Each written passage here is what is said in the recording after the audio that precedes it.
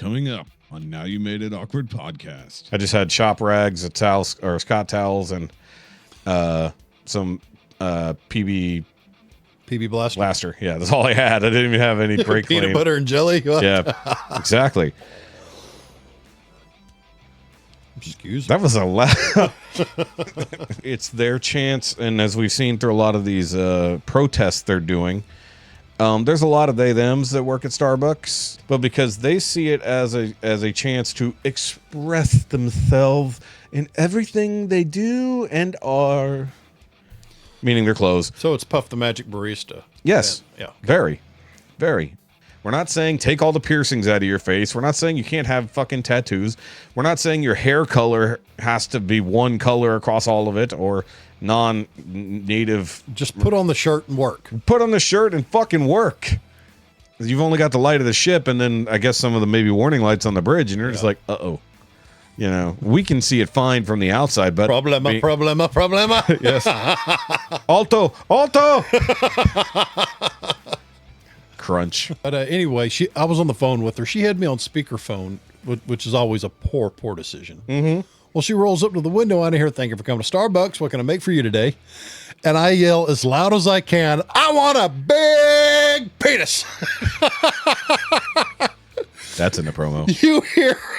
That's in the promo. No, it better not be. That's the end of the promo right there.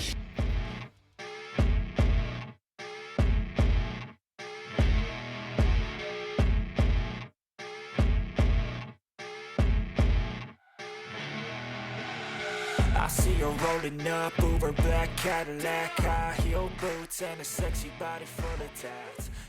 So we had a fun little weekend. I took Saturday off. Yeah, y'all stay busy. Y'all went on a mini-cation? Mini a waycation. It was kind of a staycation, but we went somewhere. Yeah, we didn't go far. We only went to Montgomery and then Navasota and then back to Dobbin and then home.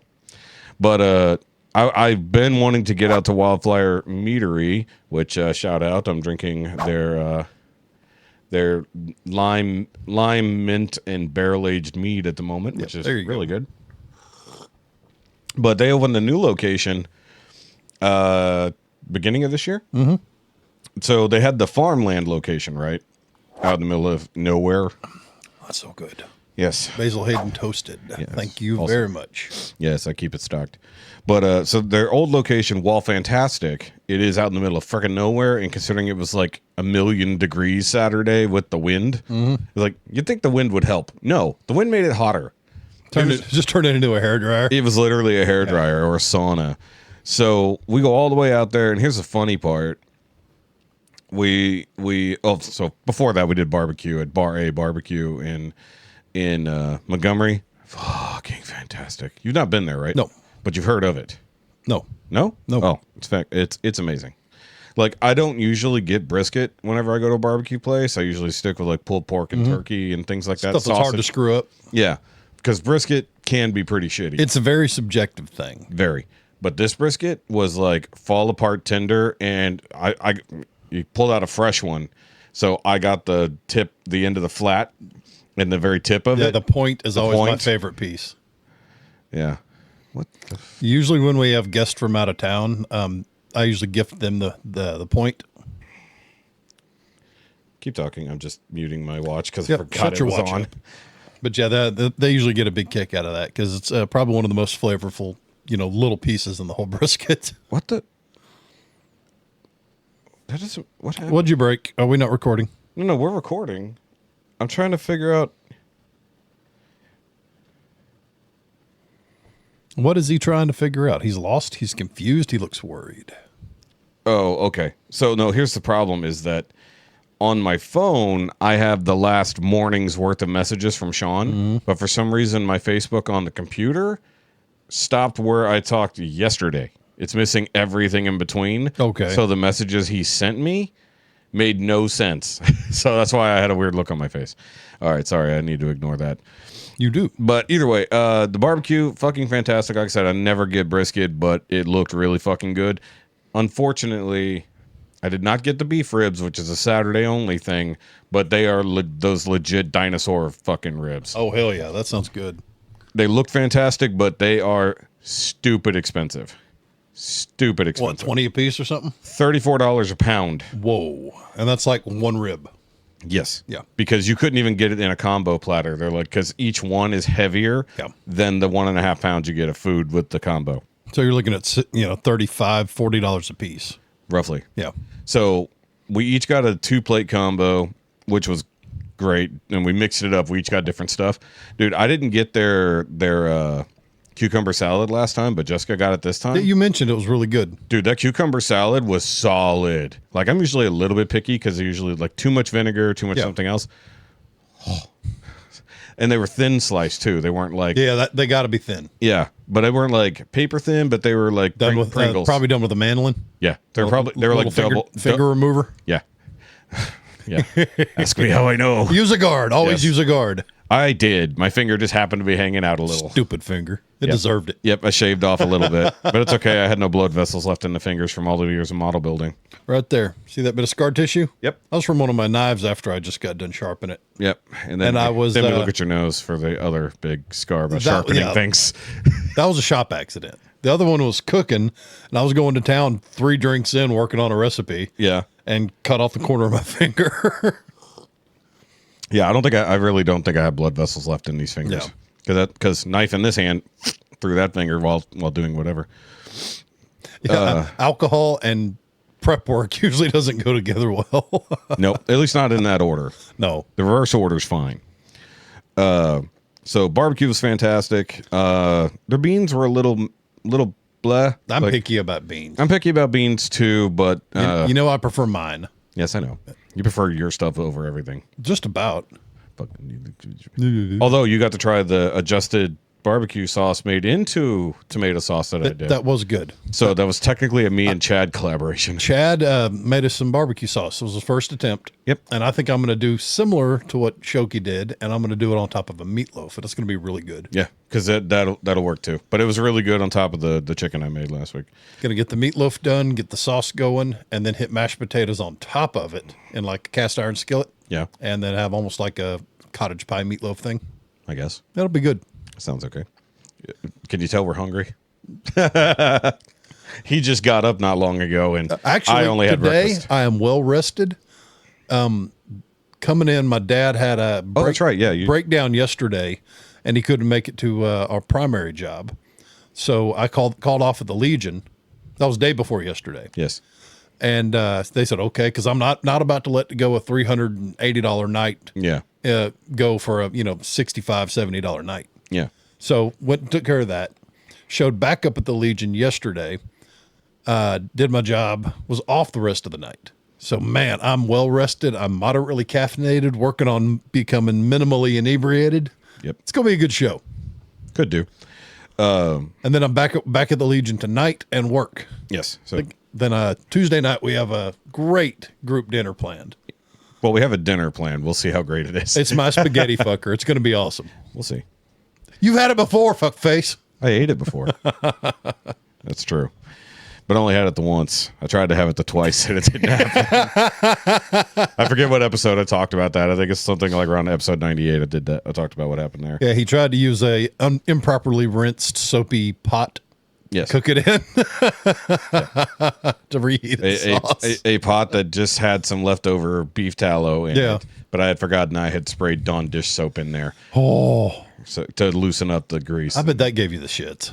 No, because I only took like 2 bites. This is bad. I'm sad. No, I took 2 bites just to taste it. And the second bite was like, something's off. I learned my lesson now. I always check. I smell it first. But either way. So the barbecue was fantastic. Jessica ate everything. And so that was the difference because the last time we went there, she was miserable and like did not like it. Turns out, as I brought it up this time, it's like, wait, you fucking hated this place last time. And when I brought it up today, you also were like, eh. And so when she sits down, she eats fucking everything on her plate, like, and loved all of it. And she got their cheese. Some mac and cheese thingy? It's not mac and cheese. It's their cheesy tater casserole. Oh, yeah. It's so good. So stupid good. Either way. And then she said, well, yeah, the last time we came, I was on Ozempic still. I was like, oh, no wonder you fucking hated it. You couldn't even eat it, and then probably fucked with your taste buds, so you couldn't even enjoy it. Because I think part of what Ozempic does is fucks up your pleasure center of your brain, so you don't take joy in eating good food. So she loved it this time. We did leave a little miserable, but worth it. Also glad I didn't get the extra beef ribs, an extra pound of food. Because you would have eaten those too. Yeah, the extra pound of food would have made me even more miserable, right? So we drove out to Wildflyer, way the fuck out there, but we stopped in the middle to use the bathroom, and she needed some cigarettes. And I'm like, damn, it feels like fucking. Like, let me Google real quick, see how far away the new one is from where we were. We're just at Dobbin. And I was like, 10 minutes down the road, I was like, fuck. Gone. I was like, cool. I was like, it feels like so much further out. But we get there. It's hot as balls. It's right downtown. So, like, right out in the open. So the wind is just blowing like crazy. Also right next to the railroad tracks. So we get in there. Is that down there near the relay station? What do you mean? That's that steakhouse there right in between. That's in Dobbin. This is all the way in Navasota. No, Plantersville is the relay station. Oh, true. I'm thinking of the Cork This Wine. That's the place with the giant 72-ounce steak challenge? Yeah. No, that's not far enough out. Talking downtown Navasota. Ah, okay. Proper down, way out there. So we get in there. It's a very unassuming place from the outside, considering it's a bar, restaurant, and I get now a brewery apparently. So they have beer, not just mead now, which is cool. Walk in the door, I'm looking around, and then I see like the standing thing, like, hey, blah blah blah blah, whatever. And then I hear somebody yelling my name from my left. And I'm like, what? And then Jessica looks, and she's like, what the hell? And then we look over, and it's a couple of friends we literally have not seen in like 7 years. Good. And it's like, what the fuck? Like, of course, I take one day off to go do something, and I go any place I go for alcohol, I run into fucking people I know. So just funny enough. But we sat with them, hung out, got caught up for a bit. So shout out to Bill and Red and Shay, I believe is her name. I've never met her, or if I did, it was a long, long time ago. But I got to see their little kiddos for the first time outside of Instagram. Jessica got to hold the baby. So she was super excited about that until the baby got hungry, and Jessica has nothing to feed it. So had to hand the baby back, but that was super cute. I'll tell you what though, that kid, that one looks like it could easily be like one of my nephew's kids. Okay, like has all of the Shoky family traits, like all of them. I was just like, that's weird. It's like, I don't know where in, like, because I know the mom and the dad separately, and I was like, I don't know where the traits of this kid are coming from, because she does not look like either of them. It was funny. But either way, so it was a good time hanging out with them. They left, and we finished our drinks. And we hauled ass back to Dobbin to go hang out at Frankenboltzzzz, where, in theory, we may have another on-site show sometime soon. If nothing else, and probably like a Wednesday or Thursday afternoon. I think you said Thursdays are better for you. Thursdays are better because I don't have any extra jobs, and I don't have to be on-site till midnight. Yep. So we're probably going to do we'll announce it beforehand, so if anybody wants to come and hang out with us. We will be doing another on-site thing like we did at Bartlett's a couple weekends ago. We'll be doing that out at Frankenboltzzzz Brewery, way the hell out there at 1486 and 105, way out there. But fun place, I like it there. But we may be doing something significant out there sometime soon. I'm just waiting on full permissions on everything else out there, so it should be interesting. But I like going. Actually, we'll be going out there in theory next Sunday for the market day. Okay, nice. So yeah, so they got another market day. Our friends, the Crosons, will be out there and stuff like that. So go hang out with some peoples. Also, we haven't figured out the Memorial Day plans for family group yet. We talked about it, but we never set anything up. I may have to just show up to whatever you're doing and then head to work sober. Yeah, because we talked about doing something with everybody, but we never nailed it down. Yeah. And Jessica's pushing to go out on the boat. And I think Heidi was wanting me to attend and being able to be there. But I said, it's not your fault that I work all the damn time. So do what you're going to do, and I'll be there when I can. It is true. It is true. It is entirely your fault. It is. You never come to anything. Well, I actually had a talk with a VA psychiatrist, and we got down to it's another coping mechanism. No. Well, it's to keep me. It's to keep me from being drunk and drinking all the time. No shit. Busy hands. No devil's playground. No time to 7 a.m. when I get off in the morning is not a great time for a beer, and I'm too damn busy with too much going on. So that's why you work overnight, because you used to just spend all night getting shitty. Exactly. Yeah, so you no longer do the overnight. While thing. it's a healthier coping mechanism, it's still going to catch up with me. See, the problem with coping mechanisms is they're healthier but never healthy. No. Yeah, that's like tofu. But at least this way I make more money. that part is true. You're offsetting your coping. I've got 2 or 3 weeks to get this battery powered AC project going before it gets miserable every single night at work. So I got to get that wrapped up. I gotta wonder if that was a delayed message, because it still doesn't really make sense in context. Sorry, I was just thinking about that. Also, where did my Shaun message go? I had it pulled up. There it is. That was weird. I had it pulled up and then it closed. Stupid phones. Okay, Chad just said have a good show. We shall. We are, Chad. Thank you. Yeah, our buddy, he got derailed today. Yeah, see, there's nobody in third chair. I don't even have the camera on. There's a tree fell down leaning on his dad's house. Not anymore. Not anymore, but he had to go over there, help break up the ropes, use the tractor to get everything pulled off. That thing must have been dead if they got it with the tractor. And then he was just swamped at work. He had 5 vehicles to wrap today? At least 3, and 2 were I saw state or county vehicles. I saw 4 or 5. I think one of those was just parked there. I don't think one was a police cruiser. There was the dump truck, the long truck. I saw 2 different shots of the one truck. I think I saw 4. Either way, it doesn't matter.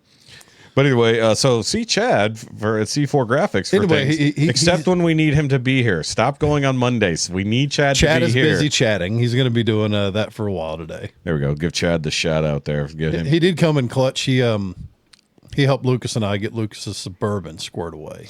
Oh. Wheel bearing was going out, ticking at him. So I buy the one bearing, and we go to install it. Well, the old man at the farm and his handyman have his floor jack and my floor jack occupied supporting the Mahindra tractor that's split in half. Yeah. For the transmission to be worked on. Got you. So we have no jack to use. Oh yeah, that definitely. So that hinders things for sure. We called Chad, and he was so good, so kind enough to grab the jack from his shop at his dad's place, meet us at his new shop, and let us work in air conditioned comfort. On the way back. Oh, like I did? Yeah. On the way back, the other bearing started screaming at us. That's how they do. So the first one was bad. We had shattered rollers, all kinds of stuff. It was bad. But I called Chad on the way home to work yesterday and says, hey, man, when would be a good time for Luke to come by and get everything squared away? Because, we bought him the new bearing yesterday. Okay. And he says, what do you mean? It's already done. I said, what? No. What do you mean it's already done? Well, Luke called me and he come over and we got everything knocked out. Oh, no shit. I said, hell yeah, thanks, bud. That works. That works a lot, yeah. So at least my boy's safe. That's good. Yeah, I'm going to I got to figure something out because I got to get mine done too. I think I got a ball joint. That lower ball joint is getting about done. And I have most of the parts. I've just been lazy. Well, he was talking about wanting to get a frame lift like the Mighty Car. Yeah, we talked about it. We talked about getting a quick jack.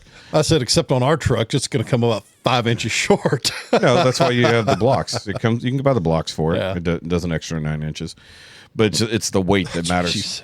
No, but it's the weight that matters more than anything. Yeah. So that you just got to make sure you get one that can do up to 3,500 pounds. Mm-hmm. That'd be nice for doing the straight pipe on my little project. I know you don't like it. You don't have to like it. You just have to be supportive of your friends doing stuff that I literally don't. Actually, I have that as a problem right now, and I'll talk about it after I do the intros. So, what's going on, guys? Welcome back to the Now You Made It Awkward podcast, episode 144. Yes, 144, because I just yesterday edited 143, because I was cutting down to the wire on that one. So, of course, I am Shoky. You can follow me at all the Shoky-related links down below, whether that's a Shoky Review, Shoky Reviews 2, or the Doesn't Have to Make Sense live stream channel. And then, of course, while you're here, just go ahead and hit that subscribe button while you're watching this, whether it's here on the YouTubes or on Rumble, whichever.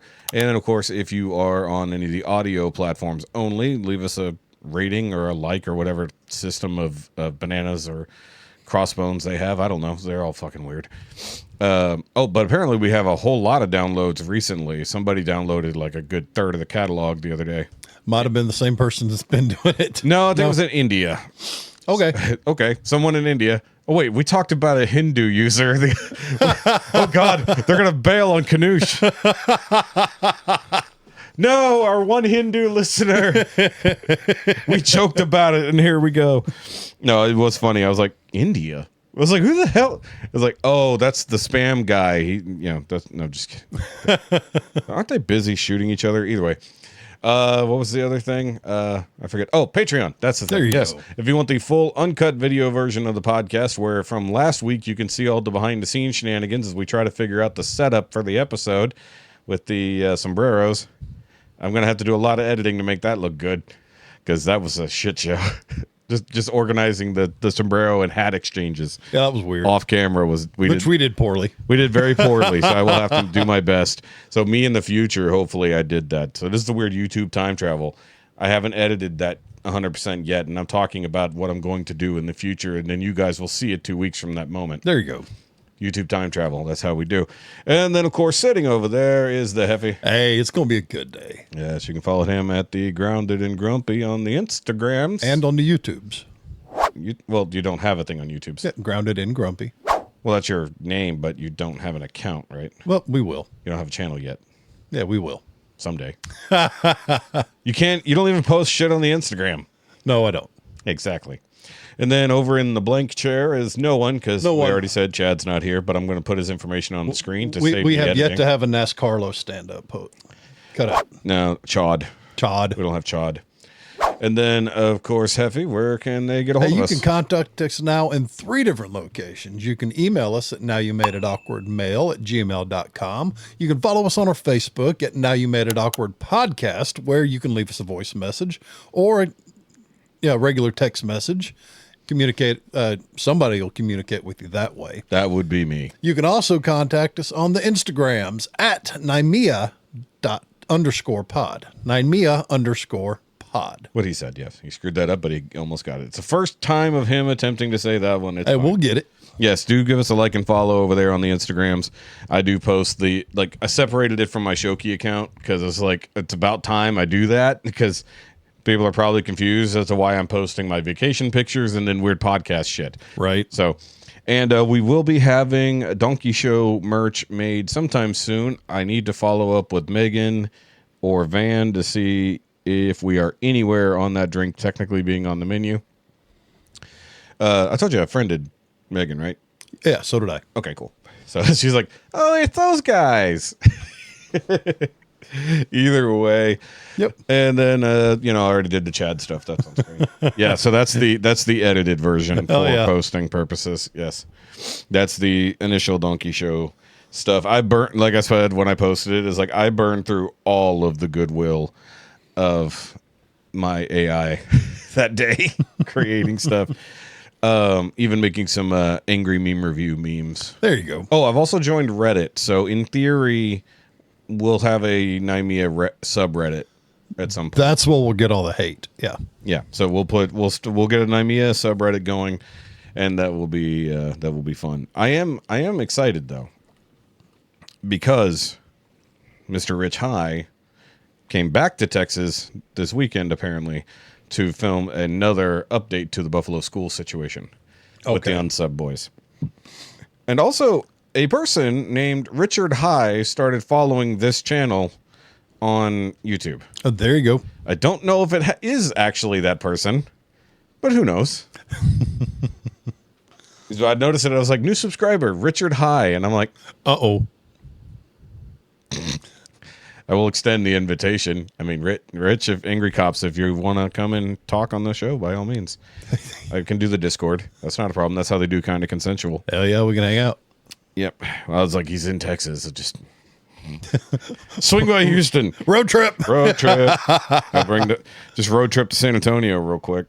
All right. Anyway, you did mention that we do have messaging ability, of course. We do. Our good friend To clarify, Shaun. to be able to send us a voice message, you have to first send us a text message via the instant messenger platform. Yes. After that, you will have the option to hit the microphone and record your thoughts, feelings, rants, or reviews. Yes. And you guys can do that because we also have a question this week for everyone after I get through Shaun's question. There you go. All right, so let's get after it here. Question for the pod. Hey, do you guys have a favorite childhood insult? You know, the things you used to throw around when you were a little kid and you actually thought you were doing verbal damage to one another? You know what I mean? Like, my favorite was butthole baby. I remember the first time my brother called me that, had no clue what it meant, but I knew I didn't like it, and we must fight now. So what's yours, guys? That is a totally random question. Yep, that is random. Also, I'm looking at a very strange Black Dracula orchid is on my Facebook currently. Google Black Dracula orchid and see if it comes Seen up. it. I saw it earlier today. It's I don't gorgeous. think it's real. Some of those orchids get some crazy colors, and there's a lot of awesome shapes they can go to. Yeah. We kept an orchid alive in the breakfast room until for like 3 years, Nice. until we threw up the tint on the windows. Then it died. That makes sense. But it looks like a rotten banana peel is what it looks Yeah. like. Save this in the future. Hold on. I'm going to save this so that I can put it up on the screen while we're talking. Childhood insults. I mean, butthole was like my main one for calling anybody a butthole before I started cussing. I can't think of any like really creative ones. It wasn't until I was at like well into my like late teens at my second job before I started coming up with real creative Yeah. ones. You got anything? I started at an early age. Uh-huh. One of my favorites as a youth was Thunder Cunt. Jesus. Yeah, That is a that's advanced level. But yeah, I think 5th, 6th grade. so sometime around when Blade 3 came out, Yeah, cock juggling thunder cunt. you know, I might have to bleep that, by the way. I might have to. But I don't know. I can't think of another one. Honestly. that was my go-to. Like, I mean, I can't think of a more creative one when I was little. Obviously, when I got older, you just alluded to possibly like when did you start cussing effectively? Gosh, What roundabout what getting grade? in trouble, like 6th grade, 5th. Okay, so fifth grade or sixth grade was when I started cussing, but it was always like below my breath. Yeah. And bitch was the first word. That Oh, I my used. temper always got me. My mouth overloaded my ass constantly. I'm sure. That literally has not changed. But like bitch was my first cuss word effectively. Like ass doesn't count, but bitch was the first one. I would say that as an expletive like all the time. Not calling someone a bitch, but using it as like we would use for shit or fuck or whatever. Damn. And I remember going on a rant at a little family get together about other kids who did cuss quite a lot while also masking the fact that I started cussing. So, It wasn't until we got older we could become more creative well, yeah. and start using words that weren't cuss words but sounded offensive that mainly made me laugh. Yeah. I think I used it a while back to call someone a rabbit's hoof. Because they're lucky. Yeah, I don't know. It just made me laugh. And There's no context. That's the only thing. That no bothers me about context that at all. But Yeah. So I don't know. What do you guys got out there for weird childhood insults, but without cussing? without cussing, yeah. Yeah, creative childhood insults. Okay, so we have a question here for next week's episode. We were going to do this week, but Chaddo's not here. Definitely want you to chime in. Yeah, Let us know what's up. So I did post this on the Facebook, but if you're hearing this, in the comments, email, If you're whatever. hearing this, you're a week late. Shit. No, because by the time this drops, we would have recorded the next one. Yeah, sure. It's fine. But either way, if you're hearing this, put it in the comments regardless. That way, maybe by the time we record that episode, there will be responses. We'll see it a week later. We'll see. I forgot about how time travel works. Either way, guys, so we did watch the new Superman trailer, and while I was at Frankenboltzzzz, I ended up having a conversation. Is that the one with the dog beating the shit out of him? Yeah, but they released the entire trailer, Okay, now, okay. not just the teaser. Shared it the other day. So new trailer makes it look fucking fantastic. We see a lot more about what the story's going to be. How basically Superman's trying to be Superman for the world, not just the United States, and then he's getting in trouble by the government for going and stopping a war in a foreign nation. Oh, yeah, because he was under their command, right? Right. So We even see remember Creature Commandos. We spent a good time watching that show early this year. So Rick Flag Sr. Hell yeah. returns in person now as the head of the Argus? Department of Defense. Okay. I think, or SecDef. So he's now chasing after Superman with his own soups in tow. Any soups we know? Possibly. Okay. Well, maybe not you, because you're not a comic book person. Bring back Weasel. No Weasel. He was so cool. No, he might be back in Suicide Squad again or something later. But either way, but the trailer looked fantastic. But David Cornsweet as the new Superman, we really get to see him as both Clark and Superman for a decent amount of time. We actually get to see him do the classic switch over from being just Clark, the goofy dude, to hello, Miss Lane. Yeah. He literally puts the character on, So, or I guess whichever way you want to look at it, is Superman the act for Superman is Clark Kent. Yeah, but I think because he's first and always Superman. Maybe, but the argument for Batman is that he's actually Batman and Bruce Wayne is the mask. Superman is Superman always, technically speaking, but Clark is who he really is. Yeah. Superman's not a character. Superman is actually a character. Mm-hmm. He just has powers. It's like, but Clark, he's just Clark pretending to not be Clark is really what it is. But either way, so my question is, because David Cornsweet, we've had multiple Supermen up until now. Who would play a new Batman? Obviously, we got Robert Pattinson in his own universe, and apparently Batman 2 is in hot water right now. Just lost its director. So hopefully that movie doesn't get completely derailed, because I'm looking forward to that universe continuing. But we need a new Batman in this one. Is that emo Batman? Yes. Okay. Yeah. So either way, what new or modern actor would actually play a good Superman? So David Cornsweet is roughly 6'1". He's in his mid-30s. So we need somebody who can match up to that height and build-wise.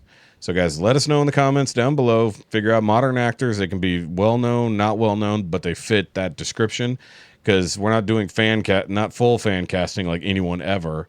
But next week, once Chad is back, crossing fingers, we'll have that conversation already. Because I want to nail down a couple more. I've got 3 already. I've got 5. You said you got 5, and I bet there's some crossover, but yes, I do want to hear that. But if you guys have ideas, and I even told Shaun, so Shaun will have ideas to submit for next week as well. So, but guys, I did post it on the Facebook. If you fucking missed it, make sure you're following the Facebook and the Instagrams. So, either way, from there, I already talked about what I did for the weekend, except for the other thing I did for the weekend, and that was started watching Tom Segura's Bad Thoughts. I'm a couple episodes in. I finished it. Oh my gosh, dude. Okay, so that was so unique. That's a word. Different and fucked up. That all of those are correct adjectives. You fucked up eek. That was really bad. Yeah, I know. Really, that's not how that works. No. So, if you're unfamiliar with Tom Segura, outside of his normal stand-up, he's a very disturbed individual. If you ever watch Your Mom's House podcast, they watch some of the worst videos ever seen. If you've ever bought into a Your Mom's House live episode, well, you completely understand Bad Thoughts, because that's where they do all the unedited stuff they would love to do, including at one point where Bert and Tom put their dinkies together in a Chinese finger trap. Oh no, is that what they did? No, they had vibrating cock rings, and the other guys had the remote for it. Oh God, that's what they did. Yeah, so it's not good. So either way, this was on what? Your Mom's House live. Guess I need to check it out. Nope, they don't. You can't watch them after they're gone. Oh wow, they do. You buy the tickets. It's an it's the Snapchat of podcast. Yes, so they're up for a little while, just like the Kill Tony lives, the big event Kill Tonys that you buy tickets for. Except Your Mom's House live is like NC-17 kind of stuff, so they don't put it anywhere except behind a paywall, right? And there's no way to access it otherwise. Are they affordable? I mean, probably. I think they were in the $40 range. Okay. In there. I think I watched the first one, but I don't even think you can get them anymore. I think they're gone. I think I'm going to have to follow the podcast anyway. Yeah, follow Your Mom's House, because the regular podcast is still kind of fun. That was like my big podcast I followed for like the longest time. But back to Bad Thoughts. Basically, Tom, who also wants to be an actor, he's acted in a few roles, wanted to direct a little bit. He wanted to flex his creative stuff, much like Bert did with The Machine. And they're supposedly working on Fat Astronauts. I don't know if they're actually still working on that or not. But this was Tom basically being completely unleashed with his producer friend. They wanted to make a thing, apparently, and he was talking about it on Jimmy Kimmel. And was it Kimmel? Yeah, Kimmel. He did a short 3-episode pilot, basically. And they're shorts. They're like anywhere from 7 to 10 minutes. It's almost like an anthology. It's an anthology series. There are connected ones, but there's actors, comedians, people he just knows from the business all over this thing, including Rob Eiler, who also has a podcast on the Your Mom's House Network. That's a kid from Sopranos, so he's friends with Tom and Christina now. Moved to Austin and everything like that to join in with their fun instead. Mm-hmm. So he actually plays the same character in 3 separate episodes. So the first episode is one of the grossest. Is that the sniper? Oh God, that was so funny. But it's disgusting and funny at the same time. Some of them are just downright hilarious, and then some of them are like really, really disturbing. The country singer, the Garth Brooks episode is fantastic because he wanted to do a Garth Brooks parody forever, and he does a very, very good Garth, and that's him singing too. Did you catch that? That's him singing. Yeah, it almost reminded me more of a what's his name, comedian. There's a couple of them. Rodney Carrington? Yeah, Rodney Carrington. That makes sense, too. But that episode was really messed up. But the French episode, that one... that was weird. That one haunts me. Because it was him kind of having sex with himself. Was disturbing. So that means you saw the first VR episode, at least. I don't think I got there.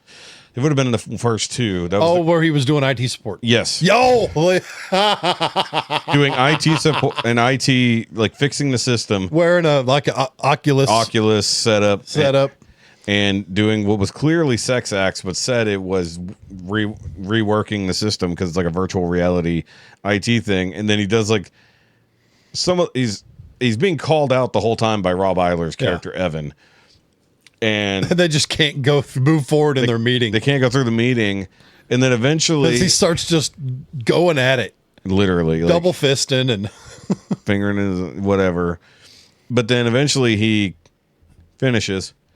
And then the system's up and running. Yeah. So maybe he technically did fix the system by doing all that. Or maybe and then weeks later? I don't know how...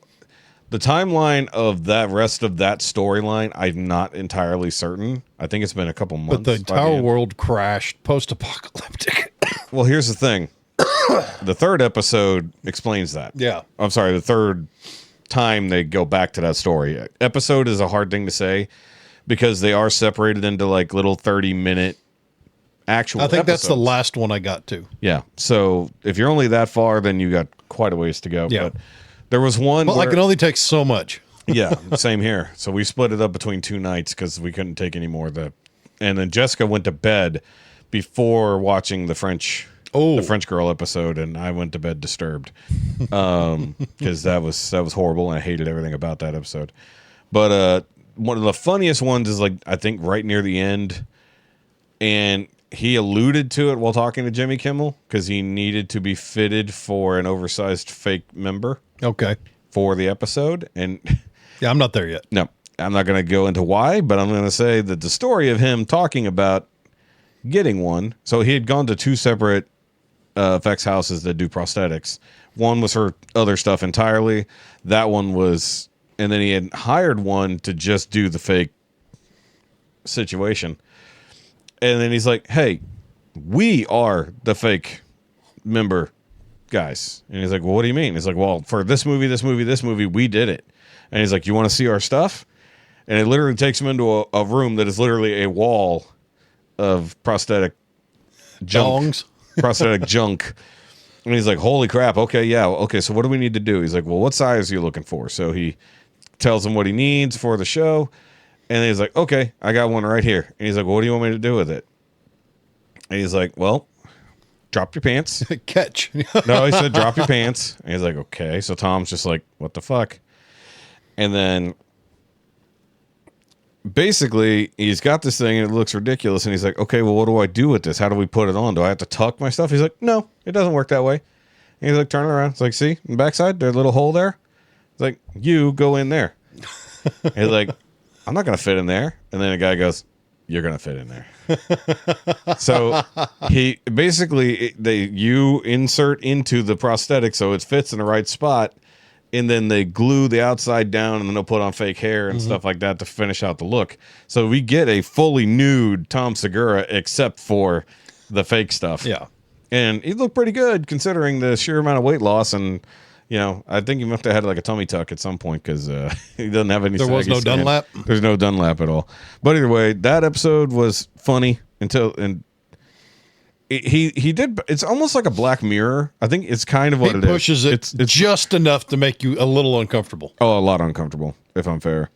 But it is like a Black Mirror. It is like worst case scenario in all of these scenarios. And then in between, he's doing like this monologues about the next section, which all have a theme, you know. And The whole family portrait thing was funny. that was weird. Wait, did you see the one with the kids? No. Oh, with the veteran. Yes. Yeah. That was awesome. Yeah, so that was based off stories that his dad, Top Dog, would tell him. Yeah. So his dad is dead, right? But the old guy playing his dad was because they're leaving, and that next kid comes up with something even worse. yeah, like, something about drug dealers. I'm yeah. in. Yeah. And he's like, oh, Yeah, he's sitting there doing a Tony Montoya. yeah, that's what it was. It's Tony Montoya, and he comes back and sits His down. wife says, "I think I'm interested." She's like, "Yeah, me too." Yeah, and they went back and sat down after what just happened. But no, the best part was that's based on conversations that they had with Top Dog on the show because they would call him and record the conversation. Yeah. And his dad was always open about anything because his dad was he a Marine? I think he was a Marine. He was a Marine. And well, you don't know. In the show, he was a Marine. I don't know if he was in real life. I could tell from the stories and how he was talking. But what I'm saying is I don't know in real life if he was a Marine. I think he was. But either way, so he actually would tell these horrible stories. He's like, Dad, why don't you ever talk about the stuff you did at war? And he's like, well, son, if I ever did that, you know, I might go into a dark place. And he's like, what do you mean? He's like, because there's nothing better than killing the enemy. And that was the last line. Yeah. That was the last line on the thing. I was like, that is a Top Dog. He said the thing. He said the thing. I was like, because I watched that episode. I'm like, holy shit, these are literal Top Dog stories that he made little kids act out. Not his kids, as far as I know. But that was hilarious. I was like, they made these poor kids say some horrible shit. Including like because he was breaking down all the different soldiers under his command, like the Mexican one and then the Jewish one, yeah, and then they borrowed from from Forrest Gump. Yep, like I don't want you to see you catch that nose on a tripwire. I was like, oh my god! And then he brings in the other two kids who are supposed to be black, and he says some horrendous shit. I'm like, those kids are never going to act again. What the hell? It's like, how did we get this past Netflix's censorship? Which lets you know Netflix doesn't give a shit as long as it's for comedy. As long as it's funny. As long as it's for comedy. Now, it doesn't have to be funny because it's not going to be funny for everybody. Well, funny trumps wrong most of the time. It's true. That is very true. Yeah. That disturbed me. That disturbed me a lot, though. We watched that. I finished up the PITT. Okay, yeah. So your thoughts then on the whole series? Fantastic. I'm ready for more. I mean, do you like my idea of starting over with the day crew now? Well, yeah, we already got the night shift on. Night shift. Sorry, the night shift crew. Yeah. Yeah, we're 3 hours into night shift. Yeah. When it ends. So we've already got a new set of characters we've been introduced to. So it'd be interesting to follow them now. I'd like to see the follow up with Langston. Yeah, I'd like to see that follow up. So, because he gave him the ultimatum.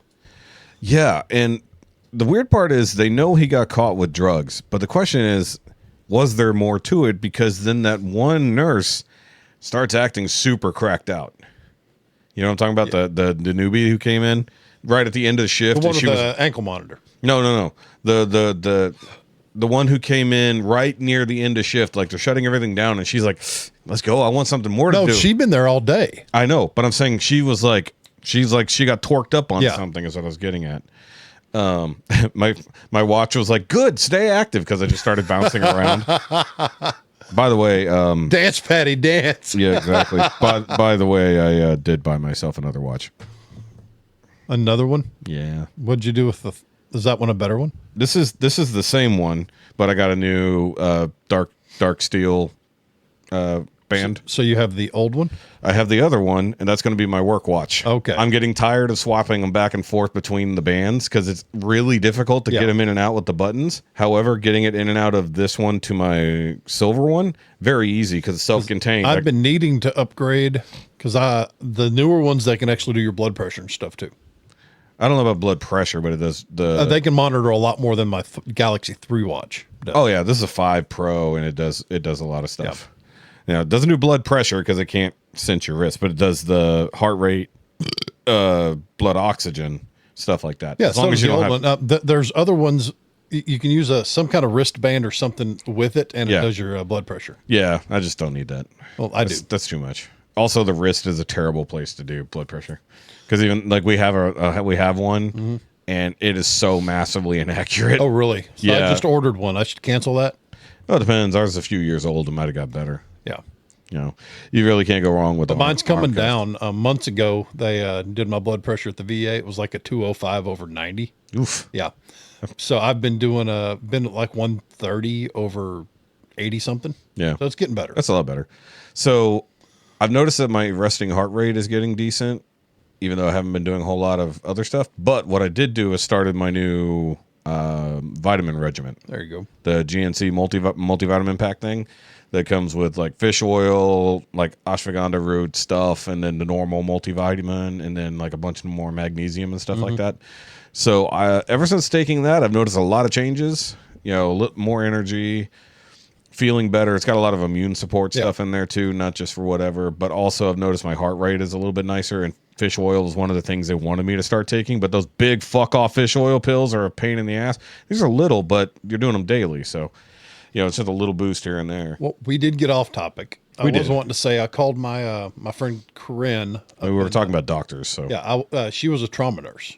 Yeah. For a long time. So I called her and asked her about that show. She said, I've seen it. I said, how accurate is that to every day?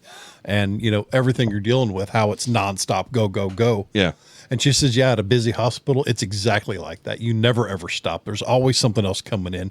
You're getting pulled in 10 different directions at the same time. And if you're in charge of the floor, it's even worse. You just never, ever stop because everyone needs your attention right then, and you have to prioritize. Yeah, just like, what's his face? Yeah, Robbie. So that makes sense. She says that's a great representation of people that don't know. If someone doesn't know what goes on in a trauma center, that's a good glimpse into that world. Yeah, like a good level 1 trauma. Yeah. That's something. So like the funny part is, as a person who spent way too much time in hospitals in the last couple of years, from the outside perspective, it never looks that busy unless your waiting room is exposed. Yeah. But when you get to the back, like the last time my mom went to the hospital, it was very, very cramped and busy, full of hallways, no rooms available. And it was that same shit that they did on the show where basically they didn't have enough nurses upstairs to take care of the rooms, so they couldn't put anybody up there. Yeah, they'd just be unsupervised. Yeah, so they couldn't put anybody upstairs, so they had to leave everyone in the ER or get rid of them. But the part that was crazy, I thought, in the whole show was whenever that one dude just got pissed off at waiting for so fucking long because he thought he was having a heart attack. Knocked the and shit he out of assaulted the Holy fucking crap. nurse. You think she's going to come back I don't know. She after was that mass casualty? She picked up all her shit, dude. She might be back. I mean, Robbie told her, I was like, He I'll said- see you Monday. yeah. But, I mean, I think he knows his people. but if she's been like 25 years in and this is probably one of the worst days she's ever fucking had, including being assaulted, she might not Yeah, come that's back. what 85 incomings they had. From the shooting Yeah. was 114. Yeah. Something like that. And, they dealt with most of them. They had to do everything they That could. was insane. And his little kid buddy, Yeah. his girlfriend. God, that was heartbreaking. Yeah. That was fucked up. I mean, he violated their own protocol just to Yep. keep working on her. Yep. Yeah, a lot of that was like, I was wondering when the drama was going to start. Like, there was already a little bit. It was afterwards. He broke the fuck down. Yeah, when that happened, I was like, yeah, that's pretty fucking real. And then somebody's like sitting there trying to talk shit. And then what's his face, Langdon or Langston, whatever his name was. He's like, people are talking about what happened to you in peds. And he's like, what the fuck are you talking about? He's like, dude, He's everyone, eventually trying to throw shade on someone else to deflect his own shit. yeah, because he's like, dude, you're effectively fired for being caught with drugs, stealing drugs, not just on drugs, stealing drugs from patients. You got caught by a fucking newbie. So you were doing a really bad job of covering your tracks, considering. Yeah. And then you were giving that newbie a hard fucking time all day. So he thought it was, even when he got suspicious, when they were just talking about stuff, like actual patient crap, he saw him talking, he was like, hey, what are you talking to her about? He's like, I'm your boss here. You know, you talk to me. And then he's like, starts being a shithead. Mm-hmm. So what are you doing over there? Are you writing on yourself? Incidentally. I'm just sitting there watching you play with your fucking thing. So on top of all that, I did finish Andor season 2. It did end literally with the setup for Rogue One. I have yet to start Andor. But fantastic series. The hard part is that the last 3 episodes, 10, 11, 12, can't live up to 7, 8, 9. Now, was I mistaken in seeing Alan Tudyk in there? No, because I told you he was in it. Okay, I'm in then. I'll start it this week because I'm out of new stuff to watch. Yeah, he's part of it. Because if you watched Rogue One, yes, yeah, that's Alan Tudyk. I think. Yeah, you've watched Rogue One. Okay. Yeah. So. Oh yeah, that's the thing with those crazy racing animals they were riding on the beach on that planet thing, right? No. Okay, then I didn't. Okay, well, watch Rogue One. Because Rogue One is the setup for A New Hope. Okay. But watch Rogue One first, then watch Andor. Because it's like the Star Wars thing. You don't watch 1, 2, 3. You watch 4, 5, 6, then 1, 2, 3. There you go. So you watch the original, then you watch the prequels. So it did end strong. It just 7, 8, 9 were so fucking good. Like as like just a TV show. It's like one of the best things I've seen in a long time. Not just best Star Wars thing. That's the thing. The acting, the storylines. Now, Shaun was talking shit about it this morning on the Patreon. As he does. And he said it's slow, it's stupid, not enough action. I was like, shut up. Shut the fuck up. It's like, because like they mix in the action because the whole point is setting up characters. Like, you set up the characters because that's the only reason you care. If you just want to go watch some shit explode, go watch fucking every 90s cartoon. And I mean that, honestly. It's like, if you don't care about story and you don't care about character, then go watch fucking cartoons from the 80s. You're good. You're going to be good forever because you can just keep watching them over and over again and not bother with anything. But it's like, I mean, I know not every show is everyone's whatever, but when it's really good acting, amazing directing, amazing visuals, and then when they do get to the action, it's done incredibly well. Fuck you for talking shit. It's like, I'm sorry. It's like everyone. So if you didn't start it, I know Chad said he did start it. Well, this is like I said, it comes at an opportune time because I just wrapped up some stuff I've been watching. I'm almost done with Scrubs because that's only like 20 years old. That's a lot of seasons of Scrubs to plow through. Yeah, I'm on the last season, and it got really bad. Yeah, I told you it gets really bad. The last season, the ABC era is terrible. Yeah, yeah. Stick on the NBC era; it's fantastic. The ABC era. Well, the last season where they got the young kids. It's terrible. Yeah, so I'm probably that's the ABC era. I'm probably going to skip most of them. Yeah, you quit after JD's last day. That was a phenomenal episode. Yeah, never go back. It's like that was a finale. Yeah, and then they went back and said, "Nah, we went back on it." It's like, shut the fuck up. More money. Yeah, this didn't work. Years later on a different network, it was so bad. But anyway, so I'm out of new stuff to watch. But yeah, I'll probably watch A New Hope and then Andor. No, watch Rogue One. Rogue One. Yes. So Rogue One. So this is the way it goes. Andor takes place 5 years before A New Hope. Then the show fills out the gap. Okay. It ends where Rogue One begins, effectively. And then Rogue One ends where A New Hope begins. Okay. That makes sense? So Sure. It leads up to the beginning of A New Hope. Literally. Like, so the end of Andor picks up right where the beginning of the story of Rogue One picks up. So actually, I watched Rogue One today because I hadn't seen it in a while. I was like, fuck me, this was a good movie. So, yeah, just watch it all on Disney. It's good. I'll have to do it later because I'm currently offline. Well, you can't do it here. Well, I'm trying to put it on my watch list, Goofy.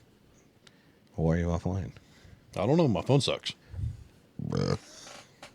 No. Anywho. I didn't do it. Either way, so yeah, that's pretty much it for everything that's been going on around here. Yeah, I didn't do a lot of just work. Yeah. Compounded work on top of it and getting confused as hell because I never know when I am right now. Yeah. Did I? Yeah, same. Especially with taking a day off, I got real confused. Did I mention my vehicular woes last week? Yeah, you did. I don't remember if I mentioned on the show. Oh, did you? The oil explosion. I don't remember. Oh, no, you didn't. I don't think I did. I might have. But either way, that was so. Ever since replacing the PCV valve, which was apparently shattered, that was the thing. Things go better? Well, it has taken quite some time because you know what? I mentioned the oil leak. I don't think I mentioned what happened after the oil leak. So if I didn't, I'm going to retell the story. Basically, what happened is heat and time make plastic weak. Mm-hmm. PCV screws into the valve cover, runs to my oil catch can. So that thing gets old and weak and cracks. My oil catch can, which tries to keep oil out of my intake manifold, gets full.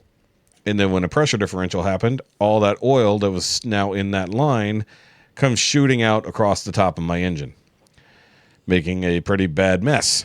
And I was wondering why it was running like ass. And then I opened the hood to go drain I knew my catch can was full. I open the hood. There's oil everywhere. I mean, my spark plugs are literally swimming in oil. So I take about an hour to get that mopped up, check my spark plugs, clean them off with whatever the hell I got nearby, do what I got to do. Shot vac and some brake cleaner. I was in the parking lot at work. Oh, shit. And all the mechanics were gone, so I did not have access to anything good. I just had shop rags, a towels, or Scott towels, and some PB Blaster. Yeah, that's all I had. I didn't even have any brake Peanut clean. butter and jelly. Yeah, exactly. Excuse me. That was a No, I got something happening. What the fuck? Oh, what just came up when That was a weird grumbly. That was, I heard that. That was audible. Either way, so the funny part is I decided to go ahead and check my coolant just because. So I popped the radiator cap off, plenty of coolant. And afterwards, I slap everything back together. I get some seafoam to run through the cleaner because I know the spark plugs are going to be bad. Yeah. Plus, I just put a whole lot of oil and now a little bit of PB Blaster into the fucking number one cylinder. So that's blowing smoke for a day. And then I get to work Saturday morning that week, not this past week. And right as I pull up into my parking spot, I see steam.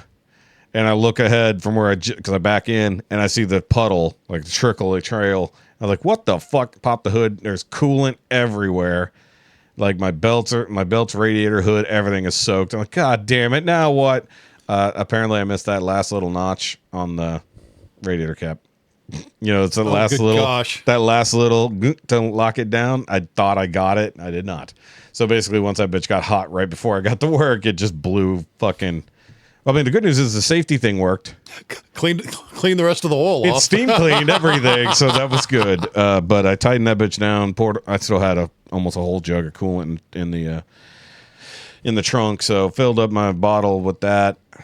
Checked the oil. There's still some oil on my valve cover, but it's not getting larger. It's staying the same amount, so there's that. I do have another spare PCV just in case. Because I'm probably going to start changing it once a year now. Just go. Because that's a good idea. We used to do that on the Jeep a lot. Yeah, Shaun was telling me they do it like every 5 oil changes on certain Dodges and stuff like that. So it makes sense. But it's just I got to make sure I can find them. I think it's rare on my shit now. I think I'm finally going to get time tomorrow afternoon to work on my little abomination.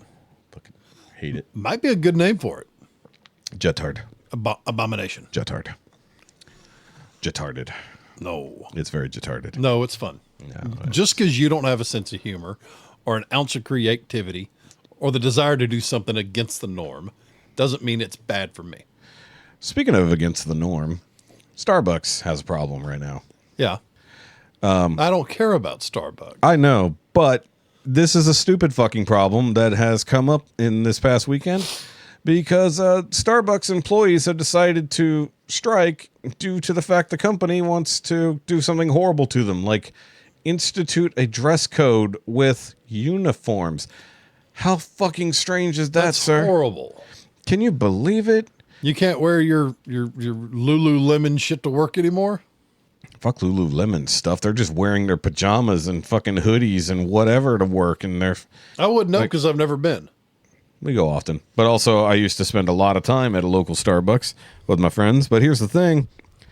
Back then, it was the exact same dress code they're trying to enforce now, which means it is the dress code, period. I did and read they up quit on enforcing it. They it. are trying to get their dress code to be more consolidated so that the aprons pop more. Yeah. And show a sense of consistency Yeah.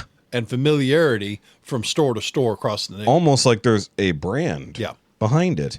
So the whole point is they want them to wear a black collared shirt, which, first of all, they already said they'll give them 2 each. Instead of a raise. They get enough as it is. But the point is that they're giving 2 for each shirts, and then they just have to wear black or khaki Or blue. pants or Dark blue. blue. Dark blue. But basically, it's like just wear pants and wear the black shirt with the collar and wear your apron Yeah, wear pants. and wear pants for sure. But it's just the whole point is because you don't frequent Starbucks, but I do. Were they literally in pajamas working? A lot of them, but also it's their chance. And as we've seen through a lot of these protests they're doing, there's a lot of they-thems that work at Starbucks. I mean, they're massively inclusive, which sure, everybody needs a job. But because they see it as a chance to express themselves in everything they do and are, meaning their clothes. So it's Puff the Magic Barista. Yes. Yeah. Very, very. I mean, like, I'm not trying to be mean here. There's a couple baristas at our local Starbucks that I'm not entirely certain which way they were born. Mm-hmm. And I'm sure that's the goal, but I honestly don't know. That's the thing. But like I said, when I used to hang out at Starbucks all the time, like almost nightly with my friends, that was our hang. We weren't alcoholics yet. We became alcoholics while working at while hanging out at Starbucks, but that was the dress code. Black collared shirt, usually with the Starbucks logo. Ours was IHOP. Okay, we did that. We did that too, but that was usually after drinking. So we'd have coffee all night. That's where we played card games, everything else like that. But the point is like they're raging because they're like, "You're taking away our sense of self while we're at work." And I mean, Starbucks is like, we don't care. we don't care. Get the fuck out. It's like if you're gonna quit. It's fucking retarded. It's part of your job.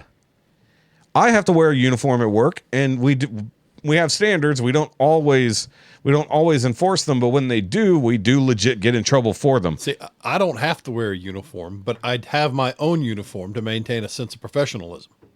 And to identify yourself as Which is a person who's doing most the of thing. the time tactical pants and a polo. Yeah. So imagine if you hired someone else to come work for you in your job, which if you grow enough, hopefully you'll do at some point, and they just showed up to work in whatever fucking jeans and a tank top.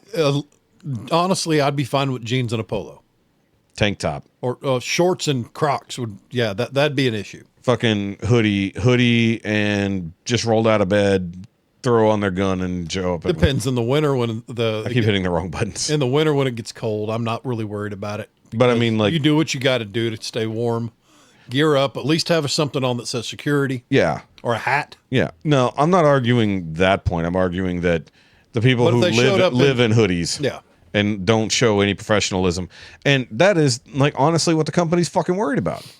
They want a sense of consistency from store to store, like you said.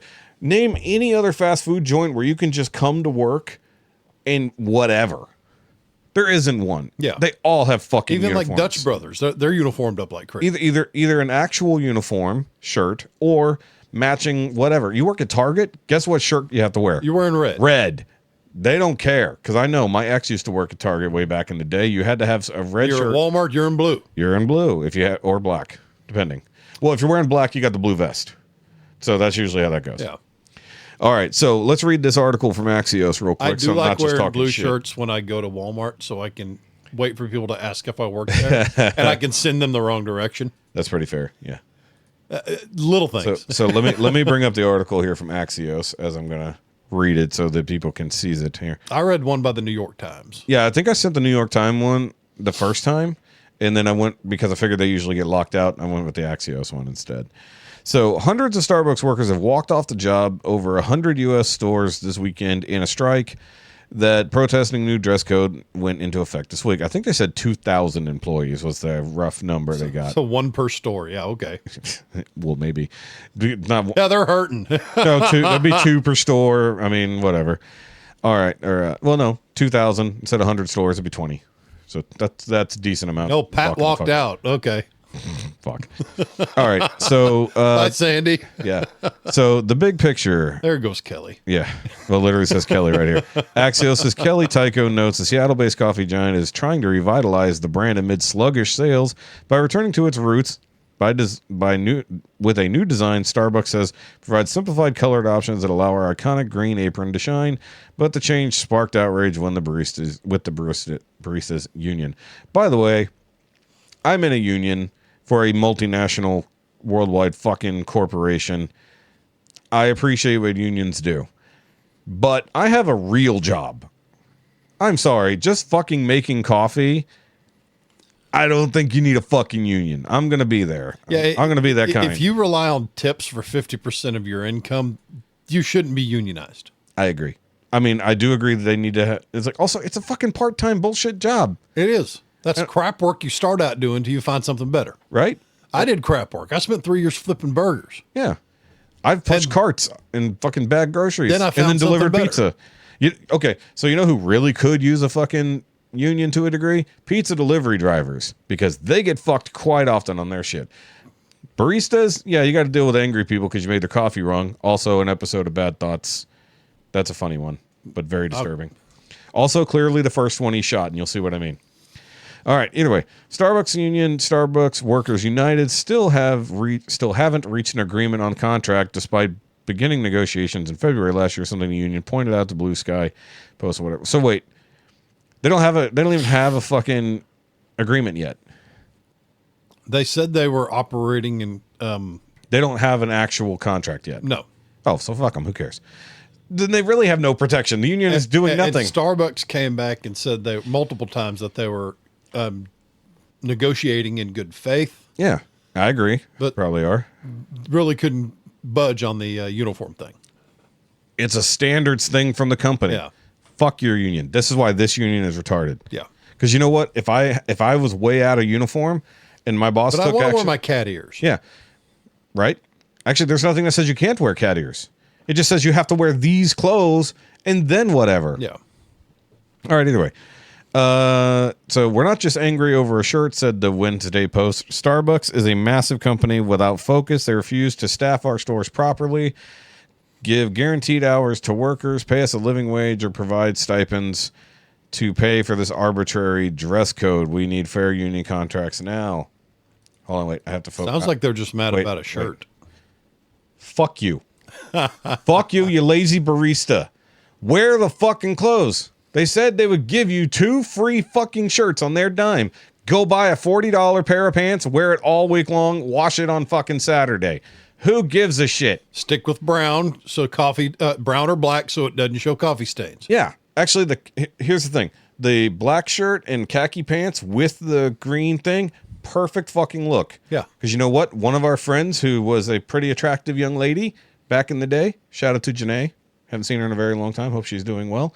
That's all she wore to work. She had the Starbucks hat on, the green apron, black shirt, and khaki fucking pants. Looked really fucking sharp. Yeah. Shut the fuck up, you whiny bitches. God, these people annoy me. Anyways. So, let's see here. So, Axios is doing it. This is not a whole article. It's the points to the thing. For anybody's wondering. Okay, so driving the news. Starbucks says its announcement that its more defined color palette includes any solid black short or long sleeve crew neck, collared. So it even said crew neck. Doesn't even have to be a collared shirt, but Yeah. a collared shirt looks good. Collared or button-up shirts in any shade of khaki, black, or blue denim bottoms. It even says denim, so you can have blue jeans. You can, wear your jeans. Wear your fucking jeans. The khaki looks better, but wear jeans. They gave him a plethora, a smorgasbord. There's a load of options. A bonanza of options. Also, considering how cheap all of this nonsense is on Amazon. A cornucopia of options. I don't know about a cornucopia. Either way. Well, 2 different materials, 4 different colors. Hold on. It says, and it's making a new line of company branded t-shirts available to partners who will receive 2 at no cost. Yeah. Eat all of your preferred genitalia. Seriously, like they're saying we have standards for the way we want our employees to look. We're not saying take all the piercings out of your face. We're not saying you can't have fucking tattoos. We're not saying your hair color has to be one color across all of it or non-native. Just put on the shirt and work. Put on the shirt and fucking work. You don't get paid enough to bitch. Right. I do. I get paid way too much to bitch. You don't get paid enough to lose the job either. Exactly. It's fucking Starbucks. Look, they pay. You're not supposed to make a living wage. You're supposed to work this job for a little bit, work your way up into management, or get the fuck out and get a real job. You don't need a $28 an hour coffee shop job. Because you know what that turns into? That turns into $15 coffees. Literally. That's what I was going to say. And it's already $9. I'm not paying that. That's why I don't go. I do want to check out Coffee Cabin up off of 1484 because it's a local place. It's right at the corner of a little ways past 2432 on the right by that shop that's kind of right there. I don't stop for coffee. I know you don't, but I do. Well, what I got... but it's a local place run by one gas lady. Station on the way to work. The Speedy Time? Speedy Time? Speedy Stop. Stop, yes. They have their coffee club. $10 a month. I get unlimited coffee. I could literally buy 1 coffee every hour, 24 hours a day for $10 a month. Okay. So I load up sometimes twice a shift. Yeah, I mean, I drink coffee here at home, and then sometimes I'll grab a Monster coffee. Yeah. But if I have time, because usually actually making coffee takes a minute. Because hell, after 5 coffees in a month, it pays for itself. Right. Jessica has the Speedy Stop thing. So I love it. She gets that. I don't. Okay. Let's see here. Yeah, so the company says it wants to create a sense of familiarity for our customer. No shit. It sounds like somebody who used to work there back in the day is trying to get things back on track. Wearing black doesn't make the customer experience any better, and policing what workers wear doesn't address being short-staffed or dealing with long lines while there are pay concerns, said the worker who was not identified in this post. Fuck that. Blow them up. I don't care. Stop being a twat waffle. Look, I understand being short-staffed. That's a problem because guess what? Nobody wants to fucking work. It's not about the company not hiring people. It is hard as fuck to hire anybody right now. You've got half a generation of people who just went through COVID realizing you can work from home doing fuck all, or the government's just going to give you free fucking money. So why would anybody want to go sling coffee for $18 an hour? Exactly. It's hard enough to find people to show up, let alone show up reliably and do a good job. And as far as I know, Starbucks does pay a decent wage for what they do. They also, as far as I know, they'll back you on shares and stuff like that. They also will do a lot of other things. Don't they even have like education? They do. Stuff like that? They do. I don't know if that's all still there, but assuming the union is hopefully taking care of that I know stuff. McDonald's does. Yeah, McDonald's does. But McDonald's has also replaced a lot of people with machines. Okay. Just saying. So the whole point is... Well, that's what happens when you want $15, $20 an hour to sling burgers. Yeah. Because you can't eat into the company's profit margins so far. Instead, you're going to your register is going to get replaced with a machine that you have to operate as a customer yourself. They've already built burger flipping robots. Fucking A. So eventually, these fucking burgers are going to get cheaper because you don't have to pay any dipshits to do it. I was listening to One World Traveler, and they said they like McDonald's for one reason and one reason alone: it's consistent. No matter where they go in the world, they know it's going to be food that's not going to make them sick. Yeah. And it's going to be consistently made to a certain standard. To a standard. Yeah. Weird that, huh? Well, it's like, the funny part is the coffee isn't even made to a standard despite being taught everything. Now, I'm told when we drive through Canada in August on a road trip, the best poutine I'm going to find anywhere is at McDonald's. That's weird. I know, but I've been told that by many people. That's really strange. I will be giving a full report. I would figure that I will be doing a full poutine video. Okay. Maybe multiple places. Just don't do the your mom's house poutine because that's a very different thing. No. Don't look it up until after the show. That will be in your bad Google search. Nice. So, and it's spelled different. So either way, another complaint here. They think they can tell us how to dress, expecting us to spend money on new shoes. They didn't say anything about shoes or pants. They should have been wearing safety shoes to begin with because they're at a restaurant. Yeah, basic bullshit. You're required to wear lace-ups. safety non-slips. Yeah, non-slips that you can't have open toes. So what the fuck are you bitching about? Or shows just to be in compliance with the new dress code while we're already stretched thin and struggling to pay our bills. Fuck you and your money. Buy the fucking uniform or take the one they already have. You can wear your stupid blue jeans. What are you complaining about? Eat a dick. Go brew an asshole. Yeah. Fucking dude, because I know people who work at Starbucks who are just perfectly normal and want to do their job. They comply the way there should be. And mind you, I'm not compliance only. I fucking fight my company all the fucking time on stupid shit. This is not stupid shit. This is basic bullshit, run a company shit. And it's stuff they're just going back to. See, while I haven't gone to a Starbucks personally, I have a great Starbucks story. I was on the phone with our mutual friend, AJ. I mean, I barely know AJ. My friend, AJ. Yes. Well, she was in her car. We should get AJ in here one day. I'd love it. She's awesome. But anyway. Set it up. I don't have a way to contact her. I'll see what I can do. But anyway, I was on the phone with her. She had me on speakerphone, which is always a poor decision. Mm-hmm. Well, she rolls up to the window out of here. Thank you for coming to Starbucks. What can I make for you today? And I yell as loud as I can, I want a big penis. That's in the promo. You hear? That's in the promo. No, it better not be. That's the end of the promo right there. You hear AJ start laughing and cussing me out, and the motherfucker on the window or on the speaker laughing his ass off. No, you know what it is she was on her radio in her car. Exactly. You weren't on speakerphone. You were through car phone. Exactly. I was loud. Everyone heard that. She called me back 5 minutes later, furious. Well, the question is, how much does the big penis cost? Was it a venti? Was it a grande? How much was the venti penis? Oh, God, I should have said I wanted a grande penis. That actually would have been much better. Extra espresso. Right. Need 2 extra shots. All right, hold on. God, anyway, she was furious. So here's what's real stupid about what they said about the strike, huh?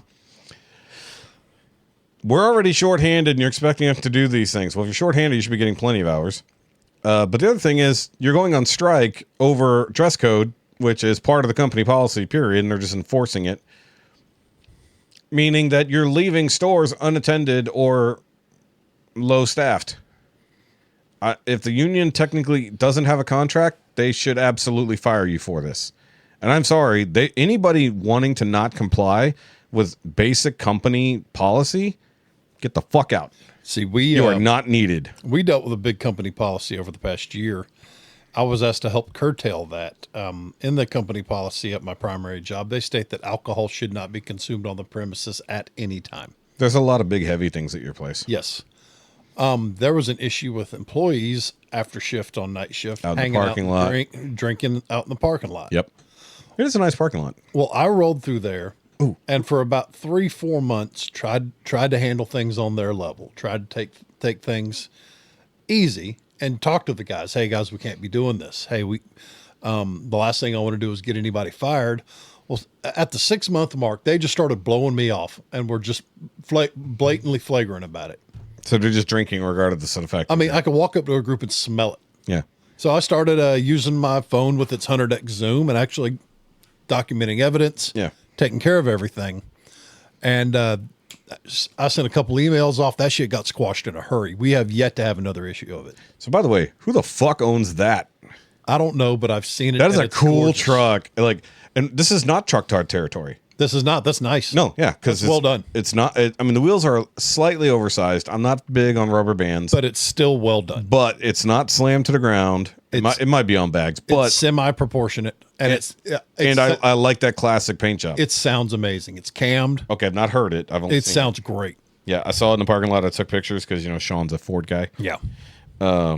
Because it's someone's personal vehicle, I'm not going to share it on the show here, but I might show it on the Patreon. Or block out the license plate. No, that's actually not. I didn't get a picture with the license plate. But still, Patreon, I might. Well done. Yeah. So There's a difference between a truck tard and someone who approaches a project and does it with a little bit of style and a little bit of proper confirmation with all the dimensions. Yeah. And does it well. I think the retro, 90s or 70s lowrider look was perfect on that truck. yeah, it looks really good. I kind of just wish it had slightly smaller wheels and slightly thicker tires. Yeah. That's the only thing. Here lately, there have been a lot of people doing 80s retro paint jobs on brand new trucks, and I'm 100% in. I actually do not like it because they're coming from the factory now. Oh, God. Well, when they were doing it without the factory, but even from the factory, I'm in.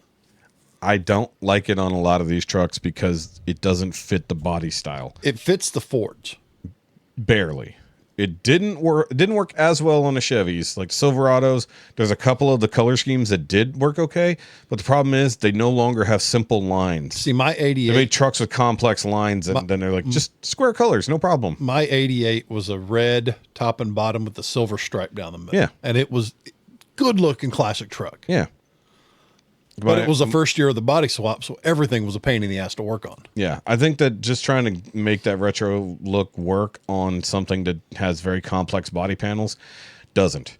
It's like you got to have good, straight, blocky lines. Straight, blocky and they lines. Don't do and that. I'm actually, I honestly believe that Ford and Chevy are going to start emulating the old square body look. They're going to go backwards again? 2026, 2027. Well, it depends because they just make vehicles bigger and bigger. I expect them to start introducing smaller trucks that are new. Well, under an old name. After the EPA restrictions were lifted on the diesels, we're going to see a lot of small diesel pickups coming. Hopefully, we'll see. Because a lot of the things that Trump is trying to push through is not getting done. Yeah. Because Congress is being retarded. Well, did you see one of the big ones?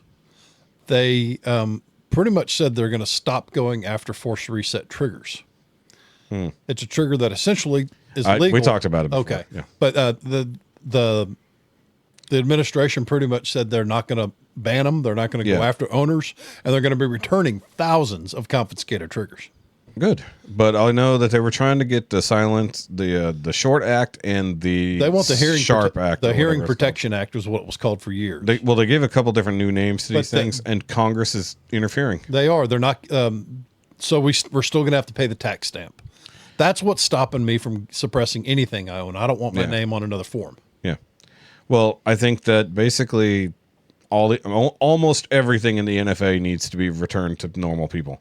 No more bullshit, no more tax stamps, none of this shit. Yeah. Except for really large items. Shall not infringe. Like being the key key term. I can argue that anything larger than maybe a 50 cal probably should be NFA. Yeah. But everything below that and lower, Hell, no problem. I just found my first AR build I want to keep. Okay. Belt fed upper. Okay. I'm 100% on board. That seems. You want to get that? Yes. Pause. Okay. Pausing. This is new VA, technically speaking. True. Well, slightly new VA. And we're back in. Yeah. We're good. All right.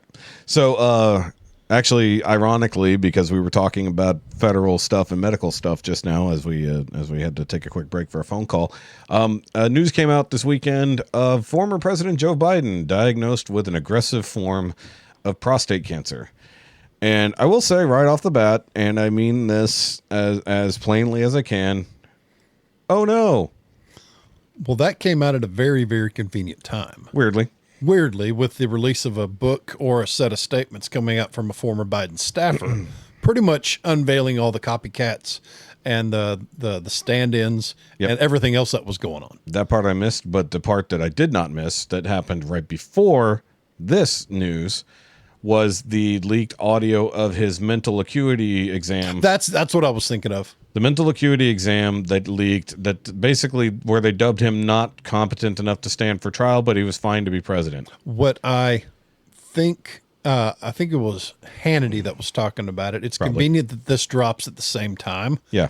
So instead of everybody bashing the old man for hiding everything, they're trying to get that sympathy vote. Yes. Of, so what a poor man. Not a literal vote, but yes. And then everybody forgetting about it in 3 weeks. And everybody forget the crimes. Yeah. But what I'm not going to not focus on, let's talk about the cancer first, and we'll talk about the issues around it real quick. Basically, he has a stage 4 metastatic prostate cancer. Extremely aggressive. Extremely aggressive, and it's all the way to the bone. That's not good. Just to be fair, not good. However, because it's hormone sensitive, it allows for better treatment because you can affect it more with hormones than just straight up, poison. So good for that. But prostate cancer, I mean, he's 79, probably will be able to survive a surgery if they had to, because usually prostate cancer, you remove it. But it's metastatic, which means it wants to go all over the place. They can turn into lung, everything else. Anything. However, how long do you think it takes to develop stage 4 metastatic prostate cancer? Probably 4 years. I would say probably a little longer. Probably 5, maybe. So that means that our president, who on camera admitted at one point during the campaign, former president, but he was our president up until recently, admitted flat out, like myself and others, grew up with cancer or have cancer. He said it out loud to a crowd that he has cancer. And everyone played that off as a gaffe. Of course. I believe he knew during that time in the 2020 campaign that he had cancer. And they've been dealing with this cancer for years. So you think it's the chemo that caused the mental issues? We know he's got a ton of injection marks on his hands. Yeah. We know that he was going up to Delaware every weekend for something. We know there were doctors seen going to his house constantly. We all made the joke that they're pumping him full of the good drugs to keep him going. He might have been getting treatment for this cancer They were along pumping him with full that. of the bad drugs to keep him going. Probably both, honestly. Which is why he could seem really spry sometimes. And why at other times he couldn't find his way out of a paper bag. Or off stage or whatever. But that's also... Or falling down. Falling down quite often. So, I mean, as much as I very much dislike this man and what he did to our country and what the people he worked with or puppeted him have done to our country and this world, I have to have sympathy for the fact that they used him in this horrendous time of need. He was quite literally a puppet, like I've been saying for years. Yeah. It's bad. I mean, like, look, my dad is not in great condition, and he's 92. Mm-hmm. Joe Biden's not 80 yet. No, I'm sorry. No, he is 80. He's 82. Trump was younger. Trump is still in his 82 70s. or 80 also? 82, I believe. Okay. So Joe Biden's in his 80s. I was thinking he was in his 70s. Trump is in his 70s. Yeah. Trump was like 2 to 3 years younger than Biden. Had it backwards in my mind. So my dad is roughly 10 years older than Biden and in horrible condition. Mental acuity gone. Forgets everything. He's not even taking care of himself anymore. Apparently having some bowel issues. But I'm not parading my dad around saying he's fine, forcing him to go in and be president of this fucking country. My dad couldn't run a fucking American Legion right now. Yeah, it's a little tough. Yeah. A lot going on. Yeah, my dad used to be super sharp as a tack. A lot of my wit and humor comes from my dad. The rest of it comes from my mom. No, the dark stuff. Yes, the dark stuff. The silly stuff comes from my dad. There you go. My mom's not silly. But I couldn't imagine doing that to my dad. That'd be like having my dad on the podcast just to make fun of him. Well, not even just to make fun of him, but have him out here and then say like, "Yeah, look at my dad. Look at him. Here's my dad." And then he's just rambling, talking shit or whatever, and then can't remember a sentence he just fucking said 2 minutes ago, and then says it again over and over. Thing with a thing. And my dad is not in charge of anything. My dad doesn't have a driver's license anymore because they said that his brain was done. And we're still parading a Joe Biden around out in public. Because I still believe we definitely have the body doubles everywhere. Is it low ears or the short one? Don't know. Is it low ears? Is it connected lobes? Is it super tall one? Is it tan one? Is it part on the wrong side one? I don't know. But apparently, real Joe Biden. The real Joe Biden, please stand up. He can't. Unfortunately, actually, they said that he was wheelchair bound when they took him in. Shit. So, I mean, literally, we make the joke. But hey, more Hot Wheels. More Hot Wheels jokes. Fuck them. But either way, look, I can only have sympathy for the old man so far because he did destroy our country, or somebody destroyed our country by using him. But this is fucked up. That means the Democrats knew 4 years. Joe Biden. That's because they don't care. I know they don't care. They only care about power. To any of their goals. Power is all they care about. That's why they ran Biden in the first place. Oh, look at him. He's just old Joe. No problem with him. Whatever. And it's through. Stop smelling it. Stop. No. Bad Joe. Look, I know he can't stand trial at this point because he probably ain't going to last very long. He can't stand anyway. That too. All of the sexual predatory stuff needs to come to light. I don't care if he's dead or not. Fuck a legacy. Yeah. The motherfucker's a pedophile and a rapist. We need to know. What legacy is he going to leave? His son's a druggie. Dude, they're talking about putting a fucking Joe Biden statue out in front of the fucking... That's a bad thing. Yeah, why? He was one of the worst presidents in fucking history. It needs to start out on the ground because that's where it's going to end up.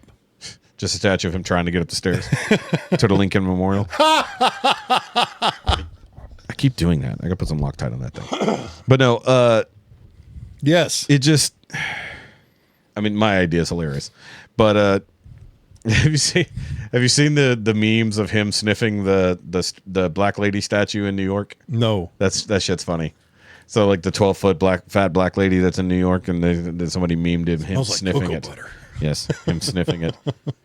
Look, if they're going to go after Trump for a decade now, and they're going to make up crimes, they're going to go after him again after his presidency's up. They're still going after him while he is president to the best of their ability. It's not. I don't think it's ever going to stop. No. The only way to stop it is to cut one it off. fabricated charge after another. You have to cut it off at the head. You can never let Democrats have that power again, at least until the progressives are gone. Yeah. It's like they're weeding them out slowly. Yeah, they need to weed them out a lot faster because they're looking at like they're going to run AOC next or in the 2028. Oh God, I thought they were running her out. No, they love AOC. She's insane. She's out there on the fuck the oligarchy party or whatever the fuck her and Bernie are doing right now. Her and Bernie Sanders flying around on private jets. Yeah, wasting money to go out there and complain about people with private jets. Yeah, isn't that fucking weird? Either way, so no, Joe Biden is not to make light of it. He's dying. Let's be fair here. He at this point until they fix him, if they try to, I kind of feel like they're not going to. He's dying, and that's probably also why he did all those sudden pardons out the back door. However, once again, we go back to the auto pen scandal that's still getting settled. So they are investigating that, as far as I know. So him signing all these pardons with an auto pen, odds are he didn't do that. Right. So well, isn't there like no precedent though for that? There is. Okay. There is. However, usually for something as important as a pardon, one would do it in person, wherever they are, because apparently some executive orders can't be signed without auto pen. They can, as long as you have proof you said to do it. Okay. So auto pen is used for a lot of things, mostly autographs, whatever. However, they can use it to do official documents if, say, like Trump is on a plane over fucking Afghanistan and they need something signed right the fuck now to send to Congress.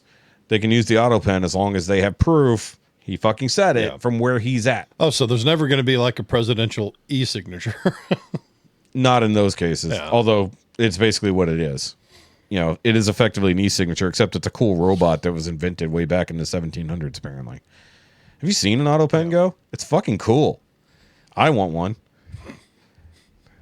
Connect it to Chat GPT and then just write whatever I want, like just entire books by hand. Stop drawing penises. I don't know where it learned to do that, but it just keeps doing it. So that was crazy news in the first place. But even crazier news is something that also happened in New York. And of course, the fucking New York Times bullshit just gets in the way as I'm trying to look at this thing. Either way, I have it pulled up. A Mexican Navy ship, a very tall sailing ship that I think was sort of protesting. I'm not entirely certain what they were doing. They crashed this bitch into the Brooklyn Bridge. Not the way you're thinking. The very, very, very tall masts, nobody bothered to look at how tall they were. And they straight up ran that bitch right into the fucking bridge, tearing down all of the damn masts. Let's see here. killed two crew members at the time of reporting. 22 were injured. Half of those would be critical. So we're talking about killed 2, massively injured 11, another 11 hurt, and then not to mention the damage done to this very expensive ship. So I got to read it here because I can't pull it up over here. So there were 277 people aboard the ship. I'm not going to... Temok? The Cure? I can't fucking pronounce that. Would you like me to That doesn't try? even look like a Spanish word. No, it looks like it looks like something from the Incas. Yeah, Aztec or Inca. Yeah. Which was on a goodwill tour, and everyone is believed to be accounted for. Fire department official said. Mayor Eric Adams said in a social media post after midnight that 2 people had died and the ship had lost power before the crash. Are we claiming the lost power shit again? That's what happened in fucking Baltimore, where the fucking ship lost power and that's why it crashed into a bridge. Funny, the lights were still on, but maybe the power. Right. Of course, President Claudia Sheinbaum of Mexico said on social media that the deceased were crew members on the ship I can't pronounce. Okay, I don't really care. This is going into the. Okay, here we go. The ship had been docked at Pier 17 in Manhattan, just below the Brooklyn Bridge. On Saturday night, it was supposed to head south and sail out of New York Harbor with a stop on the Brooklyn waterfront to refuel before heading onward to Iceland. Instead, about 8:30 p.m., that word, I'll put it on the screen for those in the Patreon, was apparently heading in the wrong direction, having never intended to sail under the bridge because it said it was next to the bridge. Said a spokesman for the city, whatever. So at the moment of collision, according to the videos verified by Reuters, 2 people who appeared to have been at the topmost rung of the mast could be seen swinging forward violently. So those are possibly the ones that died. So they are masted, but it has motors, obviously. But earlier in the night, they were doing a display where they had all the crew members on the mast. I don't know if you've seen that video.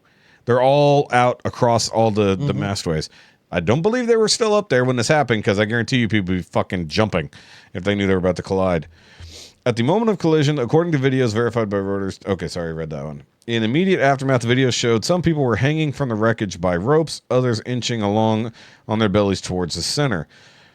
In other videos posted on social media, a tugboat could be seen near the ship, which appeared to be moving backwards stern first when it crashed. So wait, there's a tugboat there too? Okay. The vessel lurched but stayed upright as it came to a stop at the Brooklyn Bridge Park, according to social media video and images from the scene.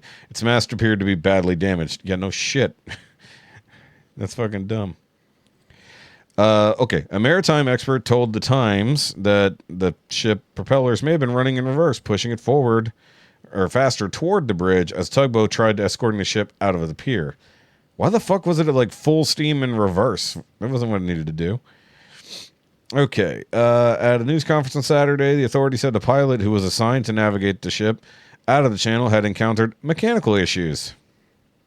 Again. The NTSB will be doing a full investigation of the crash. The commander of the Mexican Navy, Admiral Raimundo Pedro Morales Angeles, that's a great name, by the way, said in a statement on Sunday that the uninjured cadets would continue their training. They're fucking training cadets on the ship. Goddamn. Also, why do they have a sailing ship? Why? Why do you have a fucking sailing ship in a modern navy? That's retarded. Hold on, wait. Nuh-uh, you're the retard. There we go.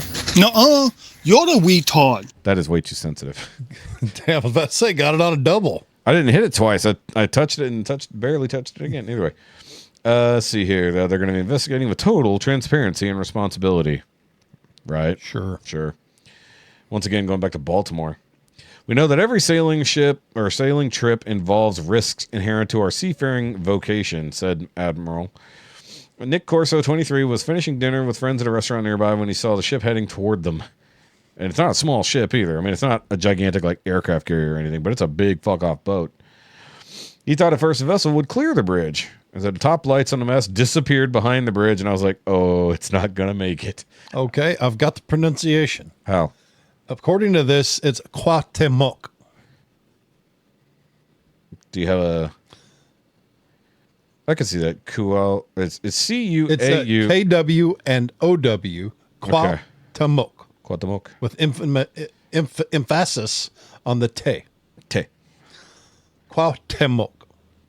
That makes sense with the A having the tilde over. Yeah. Or the E, sorry.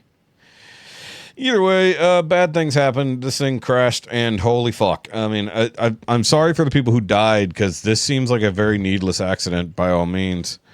And I'm getting stupid IG messages. Yes. Getting the stupid IG message. Hey, do you want to blow up your IG thing? No, I have to. No, I don't. No, I need to talk about Mexican ships crashing into New York. Luckily, it didn't do any damage to the bridge that we can tell, because the mast gave away real fucking fast. But anyway, thoughts and prayers go out to the deceased and injured on yes, the Cuauhtémoc. 100%. Just, hey, don't fucking lie this time about what went wrong like they did with the fucking Baltimore Harbor Bridge. And don't hit bridges. Stop hitting bridges. Why? Seriously, though, they're like, well, we had a mechanical failure. What mechanical failure? Exactly. What mechanical failure kept you going in reverse, the opposite direction of where you were supposed to go? Because people used to sail ships all over the place and didn't hit bridges. Well, there were a lot less bridges. There were, but they still never got hit. Yeah. And also, it's not like it's a drawbridge to go under. They didn't mean to go under the bridge. If they meant to go under the bridge and they hit it, that's their fault. Yeah.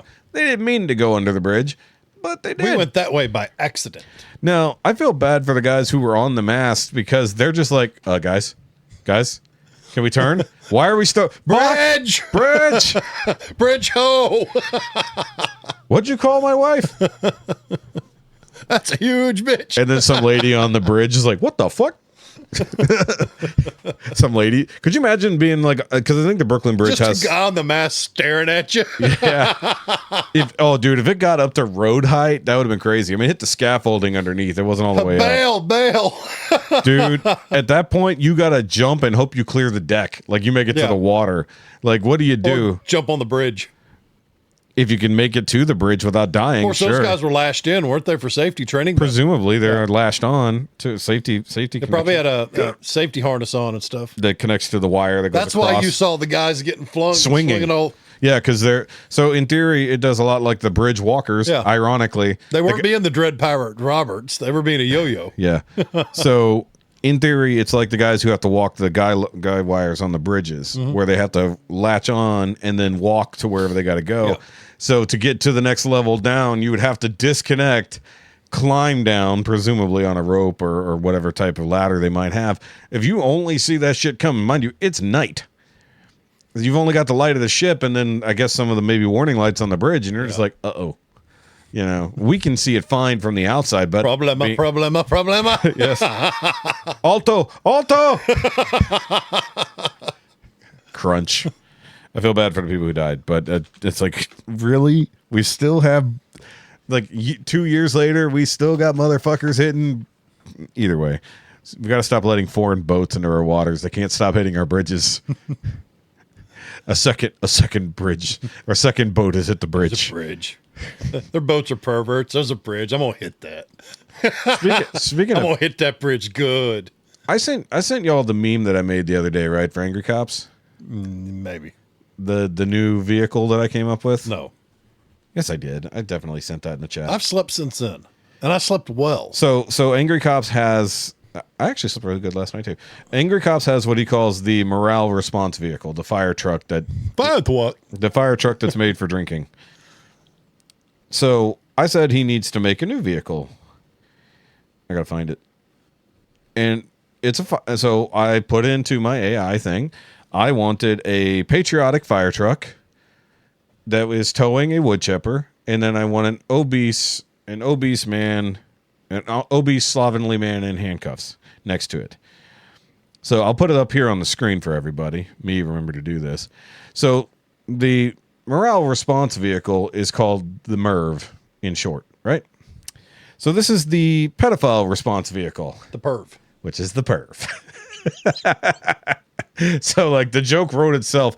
So when I had that thought, I'm like, oh, I have to make this meme now because I came up with an even better joke inside the joke. So I posted that on the Angry Cops subreddit. It's got like 3,000 views and several hundred updates.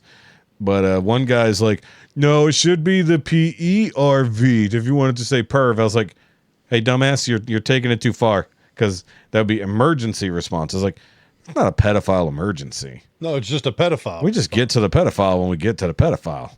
It's like, yes, if you had an emergency response truck with the chippy, that'd be one thing. But either way, so apparently the angry cop stuff is moving forward. Nick, the fat electrician, has a binder full of stuff that he brought back to Texas to open up a giant can of whoop ass. There you go. And Buffalo Schools is still sort of keeping their mouths shut for the most part, but they're trying to find someone to come in and do a third-party investigation on them. And literally, Nick replied, "I'll do it." Yeah. I was like, hello. He's literally doing it anyways. And what I found out really funny, I don't know if you know this about the history of the fat electrician. His backstory, so to speak. The reason he basically has become famous and the reason why a lot of this stuff has happened is because he's been injured. So the first time he started making YouTube videos and really started getting into this stuff is when he tore his first pec. Mm-hmm. So and he had nothing else. He had nothing else to do and needed to make money, and he couldn't do Uber Eats very much or DoorDash because he couldn't lift that much shit, right? So he gets that repaired. Mind you, now he gets involved with the unsub community, starts building up stuff. The next go around, he tears his pec again and his other pec, and that's when he basically realizes, I'm making so much money with my internet gigs and selling shirts that I can just afford to quit my electrician job effectively. And see, that's a good feeling. That has to be a great feeling. And on top of that is also when he decided to buy into Bunker Branding. So now he owns part of Bunker Branding. He owns part of Unsub. He just bought into a bunch of other shit. He's got about 9 different businesses that he's a part of now. And then now he fucking tore his bicep. I guess I need to start following him since Demolition Ranch is gone. I need to replace that slot with probably the fat electrician. You should, but also follow. You need to. Well, you can't follow Kind of Consensual because that's only on Pepperbox. Yep. Sign up for Pepperbox, only $8 a month. I've got enough going on. But dude, it's all of the 2A content, all of it. Yeah. Unedited. They can have all the fun guns. Kentucky Ballistics gets to have some fun. Oh, they can actually show a magazine being loaded. Oh yeah. Oh, they broke all the Kentucky last week. Special video only for Pepperbox. Nice. The 50 cal drum mag that nobody can show actual use on YouTube. Really? Yeah. That's awesome. It's 20 shot, 50 cal. Beautiful. 50 BMG drum mag. And he loaded it up in his Barrett MA. What is it? MA2? What is that? I don't remember. Either way, the standard Barrett, but the one that has the shorter barrel. Yeah. So either way, he had a lot of fun with that. And Brandon now needs one to go in his AK-50. Because that's the way it's done in the game that stole his gun from him. So one of the Call of Duties, someone saw his design for his AK-50, stole it, and then saw the design for that mag or that drum, stole that, put both of them in the game together. He's like, that's pretty badass because it's but got. I'm gonna need something. Yeah, but now he's like, okay, I need to get one of those, and literally, I think Scott rubbed it in his face in the video. It's like, I got one before Brandon Herrera. Nice, because it was only a prototype. Like he's got one of the first ones in private hands so far, but it's really fucking cool. But that's Pepperbox exclusive because YouTube doesn't like such things. No. You're not even allowed to show, technically speaking, loading more than 10 rounds into a magazine on YouTube. And see, that's so silly. Yeah, because they're basing all their rules off of California. Like that. What is it? That FN 57. No, the 5.7 by Keltec. Yeah, with the stripper clip. Yeah. No external magazine, stripper clip, 10 rounds at a time. That's the stupidest thing I've ever seen. Oh, the one that loads from the top? Yeah. Yeah, on a modern pistol? Yeah. Like, why? That is so ridiculous. It is Keltec. It's cool on an M block, but not on anything else. But it is Keltec.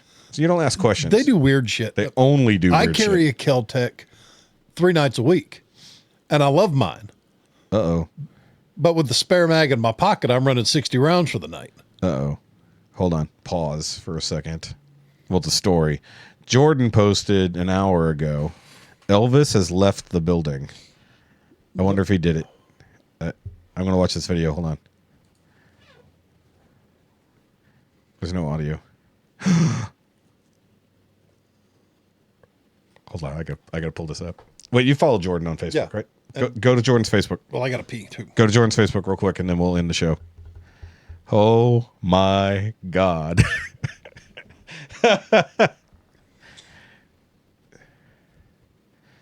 Hold on, I'm gonna. You saw my face. I'm gonna pull up Heffy's face for this.